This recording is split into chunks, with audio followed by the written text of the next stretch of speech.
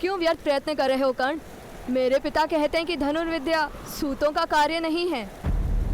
किंतु मेरे ताऊ कहते हैं विद्या उनकी होती है जो ग्रहण कर ले।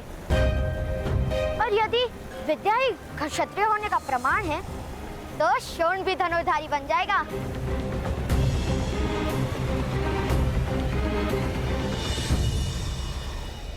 कर्ण के सामर्थ्य को समाज स्वीकार नहीं करेगा। सामर्थ्य कभी स्वीकार की याचना नहीं करता, नए समाज की रचना करता है। प्रार्थना नहीं, परिवर्तन करता है।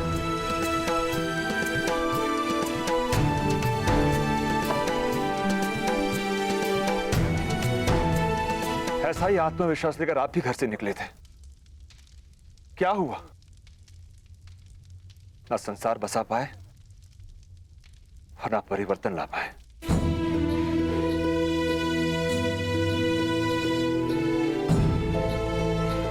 क्योंकि मुझ में सामर्थ्य कम था। किंतु कर्ण दिव्य है, वास्तव में दिव्य है। अवश्य किसी देवता का प्रसाद है ये तुम्हारा सौभाग्य है कि कर्ण ने तुम्हारे घर में जन्म लिया है। कर्ण वो है जो समय को बांधेगा, जो इतिहास का निर्माण करेगा, जो समाज में परिवर्तन लाएगा। मूर्खतापूर्ण बात मत करो। क्षत्रिय तो जन्म से ही होता है। तो क्या क्षत्रिय विद्या लेकर जन्म लेते हैं? हाँ अवश्य, इसीलिए तो कहते हैं धनुर्विद्या पर क्षत्रियों का अधिकार है। तो करो प्रदर्शन अपने क्षत्रिय होने का।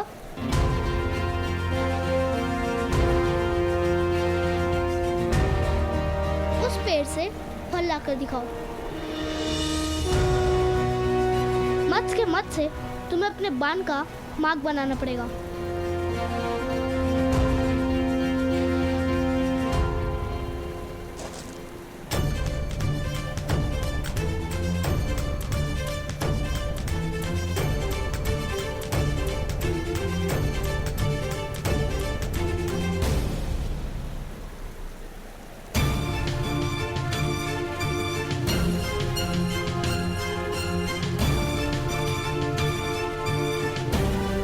प्रथम तुम करके बताओ।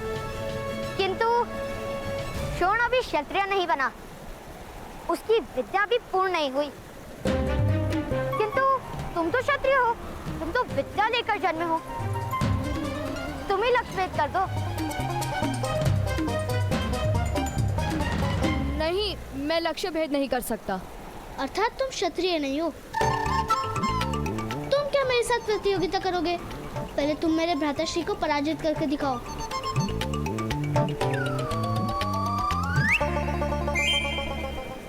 और जब तक तुम भ्राताश्री को पराजित नहीं करोगे तब तक हम तुम्हें क्षत्रिय नहीं मानेंगे। असंभव! मैं अपने छोटे से बालक के कंधों पर आपके सपनों का भार नहीं आने दूंगा। कृपा करके उसके मस्तक में मिथ्या वचन मत भरिए। मेरी तो केवल इतनी इच्छा कि वो अपना जीवन सुख और संतोष के साथ जिए। नहीं बनाना चाहता उसे योद्धा,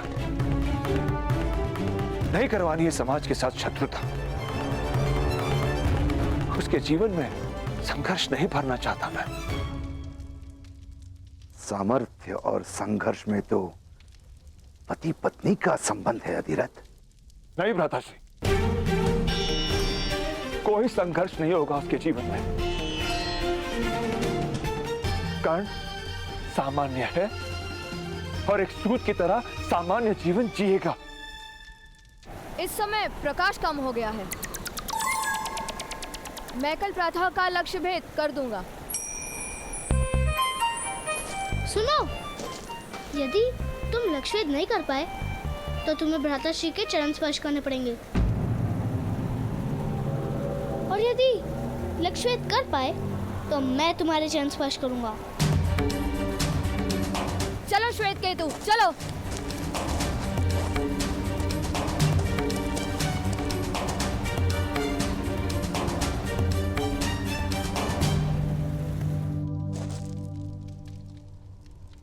एक सूत के हाथ में रथ की धुरा होती है, धनुष नहीं। ताऊ ताऊ, वो उत्तम है ना? हाँ, कल प्रातःकाल उस उत्तम के साथ भ्राताश्री की प्रतिस्पर्धा निश्चित हुई है। आप चलेंगे ना हमारे साथ? भ्राताश्री और उत्तम धनुष से लक्ष्य भेद करेंगे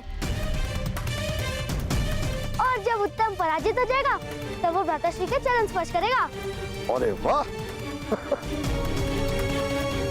ये क्या प्रलाप कर रहे हो तुम? कोई प्रतिस्पर्धा नहीं होगी, कोई लक्ष्य भेद नहीं होगा। किंतु पिताश्री, यदि प्रतिस्पर्धा नहीं होगी तो भ्राताश्री को उस उत्तम के चरण स्पर्श करने होंगे। तो कर्ण चरण स्पर्श नहीं, कड़ी बात करेगा।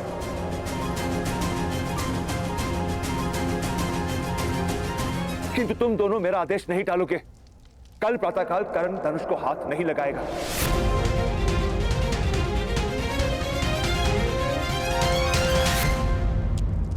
पिताश्री, कल प्रातःकाल मुझे आपके साथ आने का आदेश दीजिए ना। क्यों पुत्र, सेना निरीक्षण में तुम्हें क्या रुचि? मुझे चरण स्पर्श करने में रुचि नहीं। मैंने एक भूल कर दी पिताश्री। जाओ। मेरे सम्मान पे प्रश्न हुआ तो मैंने प्रतियोगिता को स्वीकार कर लिया। भूल से कल प्रातःकाल मेरी कर्ण के साथ धनुष विद्या की प्रतिस्पर्धा है। मेरी हार निश्चित है। वो सूत पुत्र अब भी ये साहस उसके पिता को चेतावनी दी थी, फिर भी यदि उसने कल धनुष का स्पर्श किया तो जीवन भर उस साहस के लिए पछताएगा।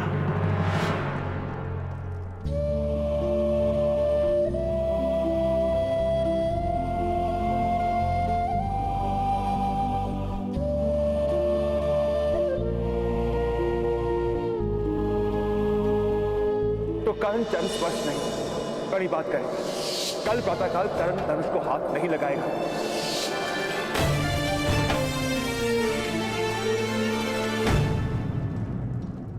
तुम्हारी ओर से मैं उत्तम के चरण स्पर्श करूंगा। शोन,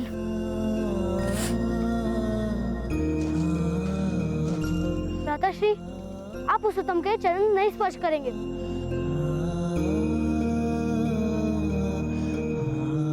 आपको प्रतियोगिता करनी ही पड़ेगी। पिताश्री का आदेश नहीं टाल सकते हम।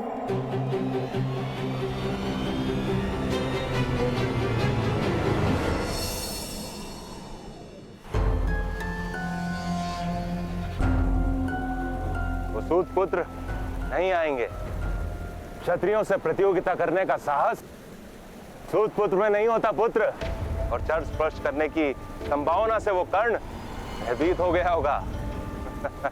चरण स्पर्श करवाने के लिए हम उनके घर चले पिताश्री? नहीं पुत्र, अब तो गांव के बीच वो कर्ण तुम्हारे चरण स्पर्श करेगा। चलो।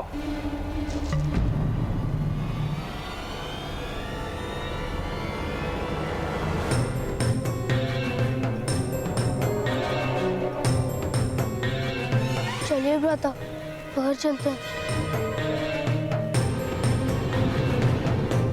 प्रतियोगिता को स्वीकार किया है तो उसे पूर्ण भी करना होगा। पीछे नहीं हट सकते हम। तुम पर लांछन लगेगा।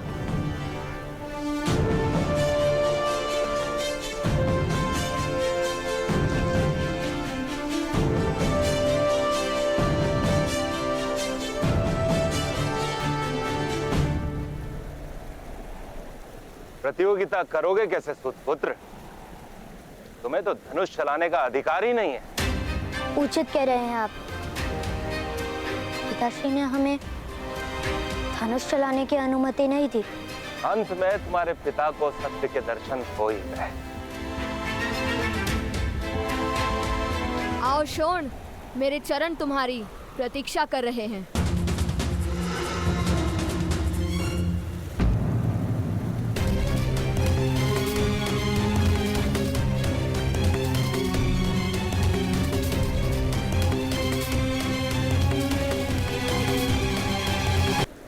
उत्तम, यदि तुम्हें आपत्ति ना हो तो शोण के स्थान पर क्या मैं तुम्हारे चरण स्पर्श कर सकता हूँ? नहीं भ्राताश्री, आप उत्तम के चरण स्पर्श नहीं कर सकते। मैं ही उत्तम के चरण स्पर्श करूंगा। अरे दोनों ही कर लो। दूतों को चरण स्पर्श करने में लज्जा किस बात की?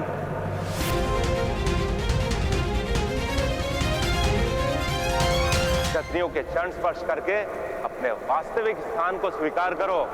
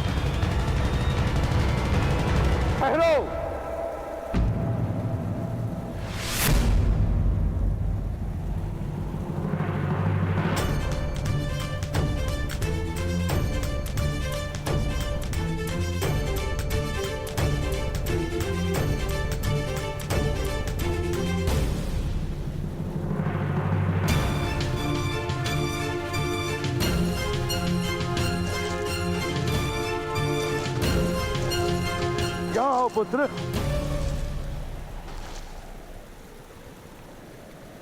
मध्यम महोदय, जब सूतों को धनुष स्पर्श करने का अधिकार ही नहीं तो प्रतियोगिता का आवाहन ही मिथ्या था। जय पराजय का प्रश्न ही कहां उठता है? तात्पर्य ये महोदय, यदि प्रतियोगिता ही नहीं हुई तो चरण स्पर्श ही क्यों? उचित कह रहे हो। चरण स्पर्श करने की कोई आवश्यकता नहीं। बस इन सूत पुत्र को अपना स्थान स्मरण रहे, वही काफी है। चलो तब।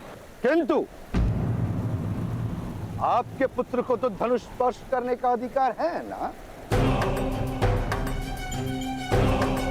ये यदि उसने लक्ष्य वेद नहीं किया तो उसे कर्ण के चरण स्पर्श करने होंगे। आओ आओ पुत्र उत्तम, आओ, कर्ण के चरण स्पर्श करो या लक्ष्य वेद करो। जाओ पुत्र, लक्ष्य भेद करो। जाओ।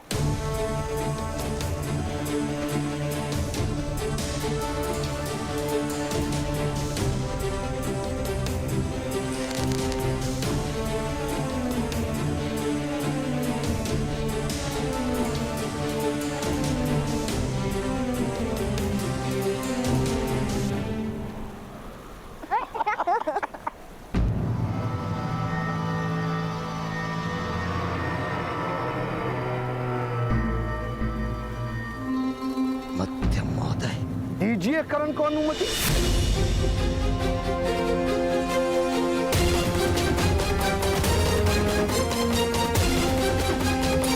दीजिए कर्ण को अनुमति।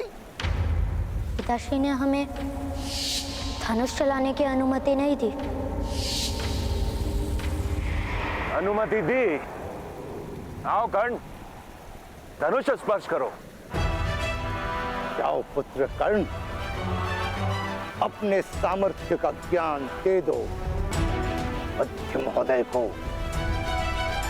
नहीं तो पिताश्री ने धनुष स्पर्श करने की अनुमति नहीं दी।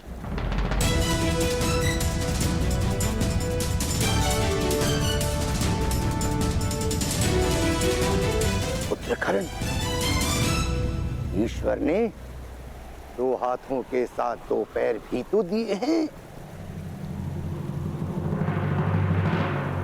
तुम्हारे पिताश्री ने तो केवल हाथों से धनुष ना स्पर्श करने का आदेश क्या है?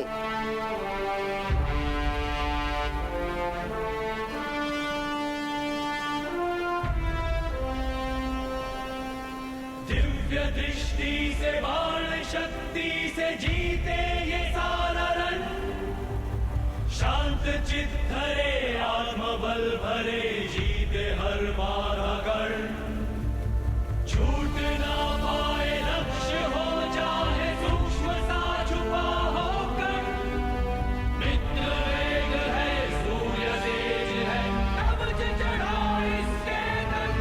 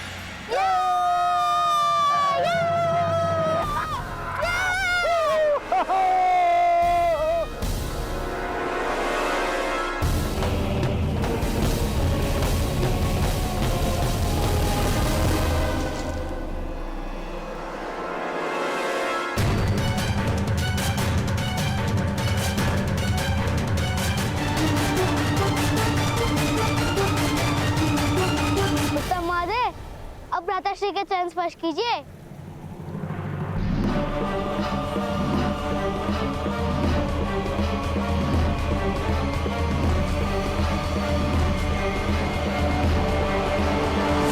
नहीं उत्तम, इसकी कोई आवश्यकता नहीं।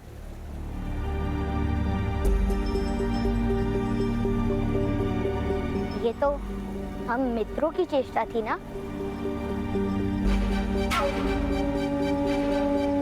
तो तुम इन सूतों को विद्रोह करना सिखा रहे हो? नहीं मध्य महोदय, मैं तो केवल इनके सामर्थ्य को आत्मसम्मान का ज्ञान देता हूं। विरोध तो आपका अहंकार सिखाता है।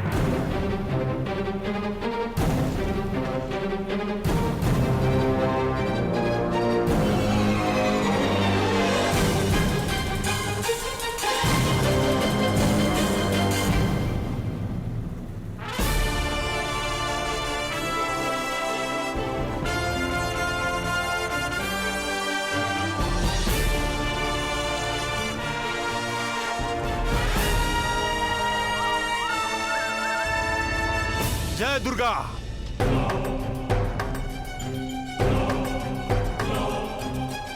मध्यम महोदय, इस समय अधिरथ के पुत्र का न्याय करना ही होगा, अन्यथा सारे क्षत्रियों का सम्मान नष्ट हो जाएगा। किंतु महोदय। किंतु परंतु का समय नहीं है अशोक। धनुष और बाण के साथ साथ तुमने बालक की कला भी देख ली है। आज मध्यम महोदय ने भी देख लिया कि वो बालक दिव्य भी है।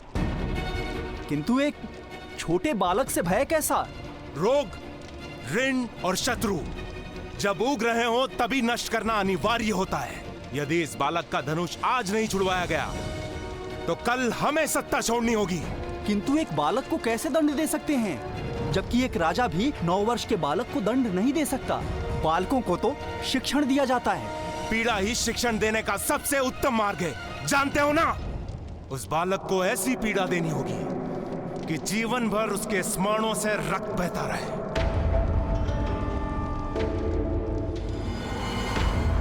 तुमने उसके ताऊ से दिव्य रथ प्राप्त किया था ना? ये रहा वो दिव्य रथ। जिस दिन से लिया उस दिन से टूटा पड़ा है। उसने कहा था कि यदि आपका हृदय शुद्ध रहेगा तभी ये रथ दिव्य रहेगा, अन्यथा ये सामान्य हो जाएगा। मूर्ख हो तुम। जिस तरह निम्न जाति में समर्थ नहीं होता, उसी तरह नीम की काट से रथ नहीं बनता। चलो, तुम्हें ठगने के अपराध के लिए उसे बंदी बनाते हैं। कर्ण अपने ताऊ से बहुत प्रेम करता है। ताऊ की मृत्यु को वो कभी नहीं भूल पाएगा।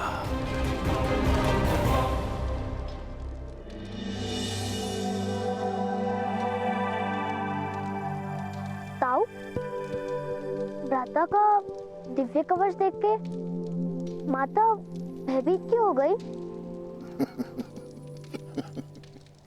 दिव्य पुत्र शोन, नई और अनजान वस्तु के प्रति मनुष्य का पहला प्रतिभाव भय ही होता है। जो वस्तु मनुष्य समझ नहीं पाता, उससे या तो वो अंतर कर देता है या तो उसका नाश करने का प्रयत्न करता है। समझे?